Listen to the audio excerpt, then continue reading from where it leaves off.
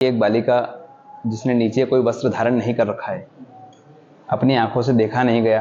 मैंने तुरंत, जैसे अभी आप देख रहे हैं वीडियो में कि ऊपरी वस्त्र एक धारण कर रखा है, उसी प्रकार एक ऊपरी वस्त्र धारण कर रखा था। मैंने तुरंत अपना वस्त्र निकालकर उस बालिका को दिया, जिससे उसने अपना शरीर ढका। फिर मैंने अपना वाहन रोक करके वहीं स्पॉट पर खड़े होकर के तुरंत ही उस बालिका से पूछा कि तुम्हारी दुर्दशा किसने की है। उसकी आंखें पूरी स्वेलिंग से भरी हुई थी, पाँव में पूरी ब्लीडिंग हो रही थी, आंखें उसकी बिल्कुल भरा रही थी, बार बार वह अपने शरीर से लड़खड़ा रही थी।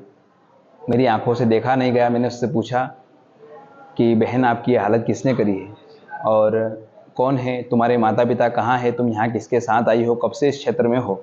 लेकिन वह बालिका अपनी ही भाषा में कुछ बोल रही थी, जिसे मैं समझ नहीं पा रहा था। बार बार वह कुछ बोलने का प्रयास कर रही थी, लेकिन मैं समझ नहीं पा रहा था। 2-3 बार मैंने पेन कापी भी उसके हाथ में दिया कि यदि मैं समझ नहीं पा रहा हूँ या तुम बोल नहीं पा रही हो तो इसमें लिख करके कुछ बताओ। यदि अपने माता पिता का मोबाइल नंबर जानती हो तो मेरे मोबाइल का मैंने कीपैड निकाल करके दिया कि इस पर लगा करके बात करो, या आप पेन डायरी में लिख करके मुझे बताओ। लेकिन वह बालिका उस विषय में मेरी कोई मदद नहीं कर पाई।